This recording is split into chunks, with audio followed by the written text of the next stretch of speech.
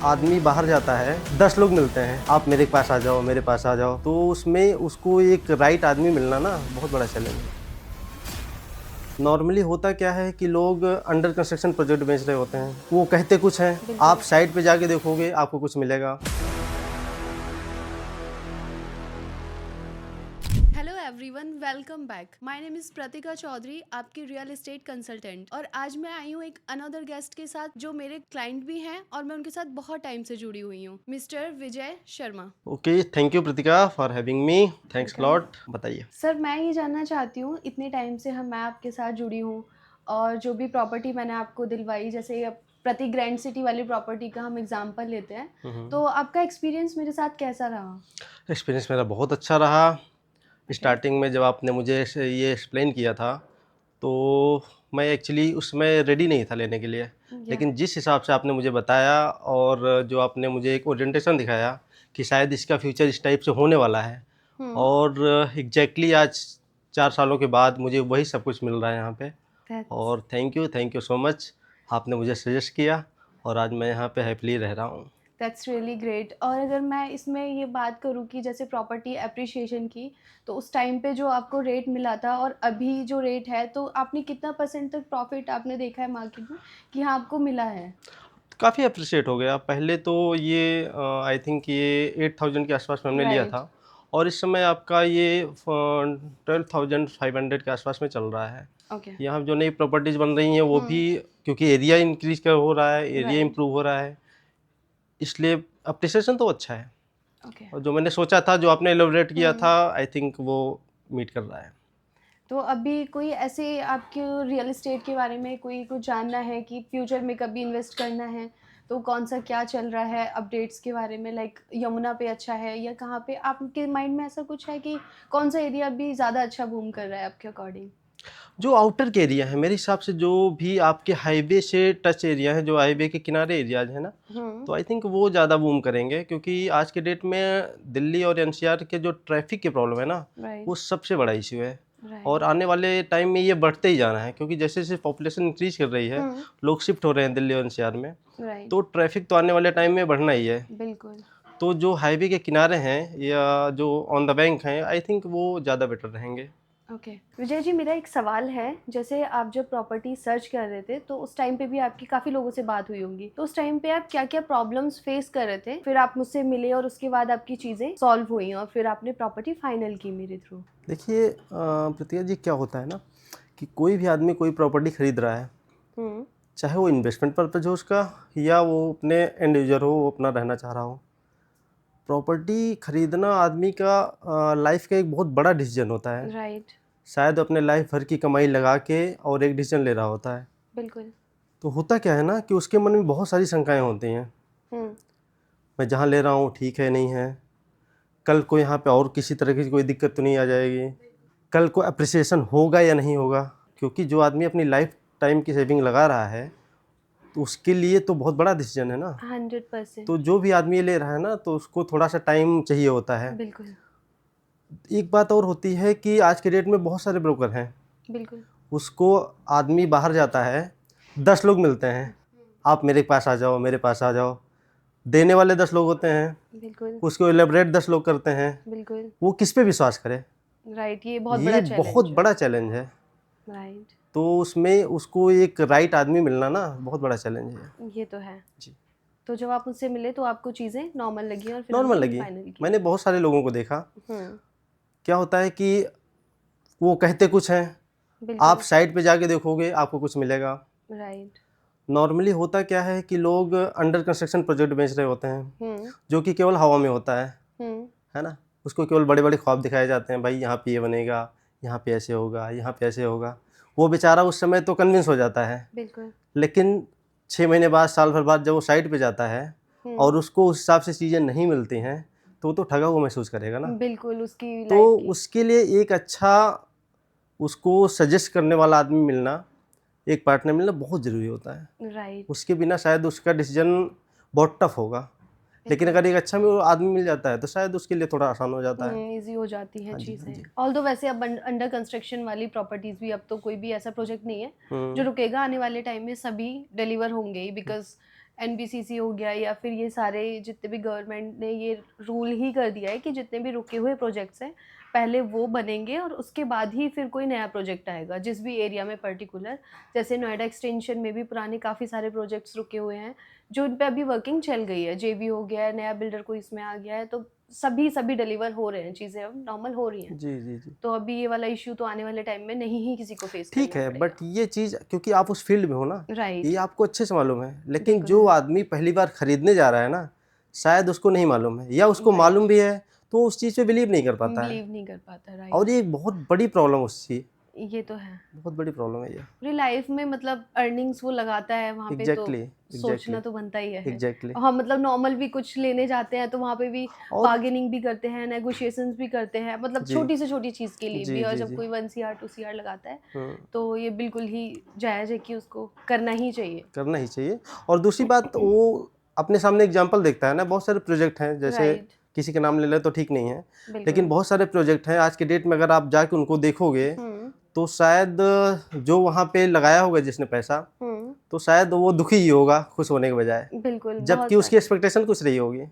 तो एक 100%। अच्छा ब्रोकर मिलना बहुत ज़रूरी है। हाँ, मतलब बहुत सारे लोग ऐसे भी होते हैं कि सिर्फ़ अपने प्रॉफ़िट के लिए कुछ भी जी माल जी जी बेच जी देते हैं, जी। झूठे सपने दिखाकर कि हाँ, ये आएगा।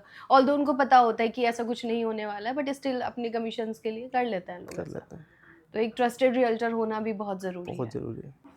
ओके, तो प्रतिका जी, एक ये बताइए, आज के डेट में अगर कोई आदमी इन्वेस्टमेंट पर्पज़ से देख रहा है, मान हुँ, लीजिए मैं ही देख रहा हूँ, हुँ। तो कौन से एरिया आप सजेस्ट करोगे मुझे? अगर नोएडा में हम देख रहे हैं तो मेरे अकॉर्डिंग अभी जो बूम आने वाला टाइम है वो नोएडा एक्सप्रेसवे और यमुना एक्सप्रेसवे का है। यमुना एक लॉन्ग टर्म में अगर हम देखेंगे तो यमुना एक्सप्रेसवे अगर हम अभी इन्वेस्ट करते हैं लाइक 1 सीआर इन्वेस्ट करते हैं या कोई भी एक्स अमाउंट इन्वेस्ट करते हैं तो अगर 4 से 5 साल अगर हम रुक सकते हैं वहाँ पे प्रॉपर्टी में इन्वेस्ट करके तो वहाँ पे बहुत अच्छे रेट्स जाने वाले हैं।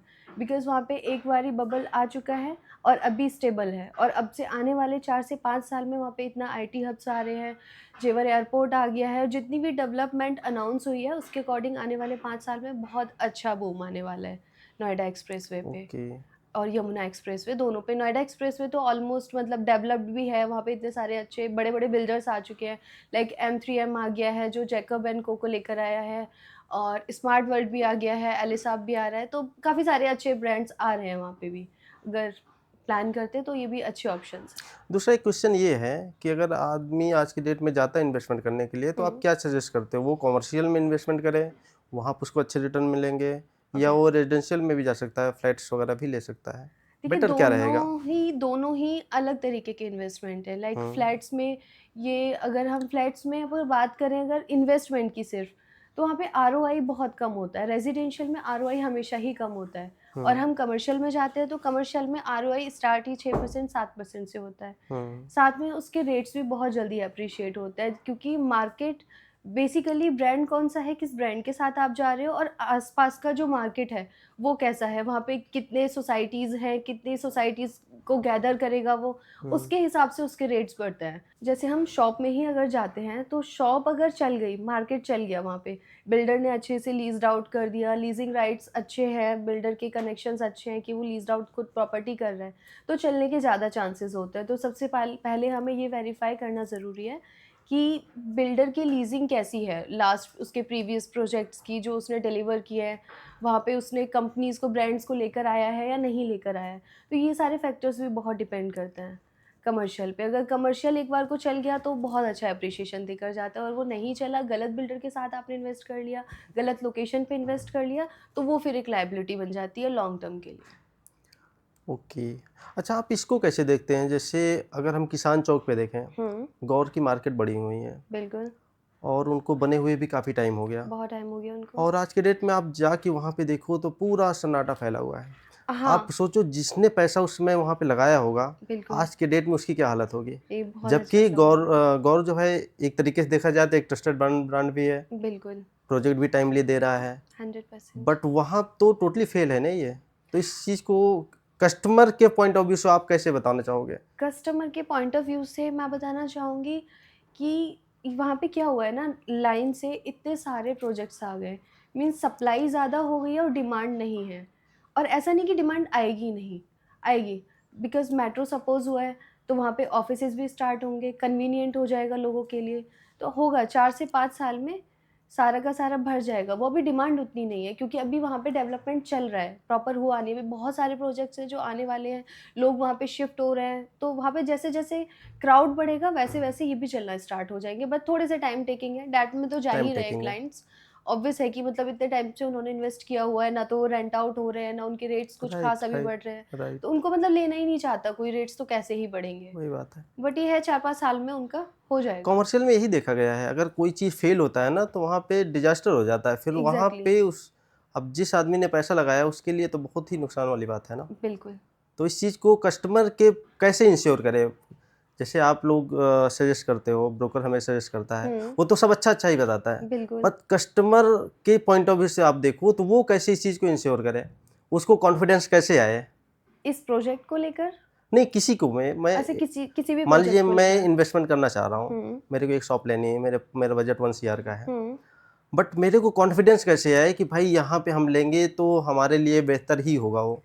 ओके, इस टाइप के प्रोजेक्ट को देखते हुए जो हुँ, कि हर तरीके से ठीक थे, लोकेशन बिल्कुल। वाइज ठीक थे, बिल्डर वाइज ठीक थे, फिर भी डिजास्टर हो गया। तो हम इस चीज़ में अपने आप को कैसे मनाएँ, अपने आप को कैसे कन्विंस करें कि यहाँ पे हम इन्वेस्टमेंट करेंगे तो शायद हमारा एप्रिसिएशन होगा आने वाले इन्वेस्टमेंट जो आने वाले टाइम करेंगे। पे। अभी मतलब पहले तो चीज़ें थी जब इतनी सारी चीज़ें ख़राब होती थी, अभी जैसे रेरा आ गया है, गवर्नमेंट इतने सारे लीगल चीज़ें लेकर आ गया है, तो अभी कोई भी बिल्डर का क्या हो गया है कि वो जब तक लैंड का पूरा पेमेंट नहीं करेगा, तब तक वो कंस्ट्रक्शन नहीं कर सकता है। तो रेरा के अकॉर्डिंग जो टाइमलाइन है, जो गाइडलाइन दिए हुए हैं रेरा ने, उसी के अकॉर्डिंग उसको पोज़ेशन देना ही पड़ेगा, राइट। राइट? तो इसकी वजह से ये वाला सिनेरियो तो होने वाला नहीं है, और सेकंड थिंग कि वो चलेगा कैसे कमर्शियल, तो उसके लिए सबसे पहले हमें लोकेशन देखनी पड़ेगी कि आसपास में लोकेशन कैसी है, कितने सारे सोसाइटीज़ हैं, कितने सारे लैंड पैचेस बाकी बचे हुए हैं जहाँ पे सोसाइटीज़ आएंगे, और जहाँ पे मैं शॉप ले रहा हूँ या फ्लैट ले रहा हूँ, कितना किस तरीके से क्राउड रहेगा, वहाँ का एम्बियंस कैसा होगा, सारी राइट। चीज़ें वो खुद हमें पहले वेरीफाई करनी पड़ेंगी। जिसके साथ भी हम जा रहे हैं, जिस भी रियल्टर के साथ जा रहे हैं, उससे हम बात करेंगे, पूछेंगे कि ये चीज़ें आप मुझे बताओ, बिल्डर का बताओ कि क्या रेरा अप्रूव्ड है, यहाँ पे एसबीआई लोन कर रहा है या नहीं कर रहा है, या कोई भी गवर्नमेंट बैंक लोन कर रहा है या नहीं राइट। कर रहा है। तो इन सब चीज़ों को अगर हम ध्यान में रख के करेंगे तो फिर हम सिक्योर हो जाता है। ओके। हाँ और जी। एप्रिसिएशन हम क्या एक्सपेक्ट करें अगर हम आज के डेट में डाल रहे हैं, तो आज के 2 साल या 3 साल बाद हम क्या एक्सपेक्ट कर सकते हैं ये वहाँ पे? डिपेंड करता है लोकेशन पे कि हम ओके। किस लोकेशन में जा रहे हैं, जैसे मान लीजिए मेरा राइट? बजट 1 सीआर है, हाँ। तो आप क्या सजेस्ट करते हो मुझे आज के डेट में एनसीआर में? एनसीआर में, ऑल ओवर एनसीआर में, या ऑल कोई ओवर एनसीआर। पर्टिकुलर नहीं, लोकेशन हमें जाना है? इन्वेस्टमेंट करना है तो हमें तो आरओआई ओके, देखना है ना, तो ओके। हमें तो लोकेशन से मतलब नहीं है, हमें तो मतलब है हमने 1 करोड़ डाला, आज के हुँ, 3 साल बाद हमें क्या वहाँ से मिल सकता है? ठीक है।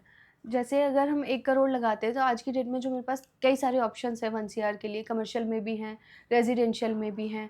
अगर आप मैं रेज़िडेंशियल की बात करूँ तो मेरे पास नोएडा सेक्टर 120 में भी एक ऐसा ऑप्शन है जहाँ पे अभी आपको सिर्फ़ 1 सीआर लगाना है, 1 सीआर भी नहीं, सिर्फ़ 50 लैक्स लगाने हैं और उसके ओके, पेमेंट का भी आपको 1 साल मिल जाता है, ओके, राइट? वहाँ पे अगर आप लगाते हो तो वहाँ पे 1 साल नहीं, लेकिन 1.5 से 2 साल में आपको 25 से 30% तक का एप्रिसिएशन आराम से मिल जाएगा। मिल जाएगा। बिकॉज़ उस लोकेशन में कोई भी लैंड पैच बाकी नहीं है जिस पे कोई नया प्रोजेक्ट आना है या कुछ भी आना है, जितना भी है सब पुराने प्रोजेक्ट्स बने हुए हैं और ब्रिक्स पे बने हुए हैं। तो माई वन कंस्ट्रक्शन पे प्लस लग्ज़री के साथ इकलौता प्रोजेक्ट है जो वहाँ पे आ रहा है, तो इसकी वजह से वहाँ पे कोई क्राउड भी नहीं बढ़ने वाला है, जितना ओके, अभी है नॉर्मल। स्कूल्स पास में है, मॉल्स पास में है, मेट्रो सिर्फ 5 मिनट के डिस्टेंस पे है, तो बहुत प्राइम लोकेशन पे है, और जिस रेट में वो अभी मिल रहा है अंडर कंस्ट्रक्शन के स्टेज पे, आने वाले 2 साल में जब उसका स्ट्रक्चर कंप्लीट होगा तो वहाँ पे डिमांड बहुत ज़्यादा होगी ओके, और सप्लाई उस सेक्टर में नहीं है उतनी, ओके। राइट? तो फिर आराम से 2000 आप मान के चलो, 2000 से 2500, 2500 मार्केट के लिए, लेकिन रीसेल में 15 से 2000 का एप्रिसिएशन आराम से मिलता है। ओके, मीन्स हम 20% का लगभग 20% का अप्रिसिएशन मान सकते हैं, बिल्कुल, वर्स्ट है से ना? वर्स्ट सिनेरियो में हम इतना लेकर चल 20% का मान सकते हैं, सकते हैं। बाकी जाने को तो 30-35% भी जा नहीं, ठीक सकते है, 20% भी अगर सिक्योर मिल रहा है हैं। हमें, बिल्कुल, तो ठीक है, 20% एक अच्छा आरओआई है। हाँ जी। ठीक है विजय जी, बहुत अच्छा लगा आज आपसे मुझे मिलकर। मिलते हैं जल्दी आपसे। Thank you so much. Welcome. Thank don't forget to subscribe my channel Pratika realtor. जल्दी से सब्सक्राइब करो, लाइक करो। यू।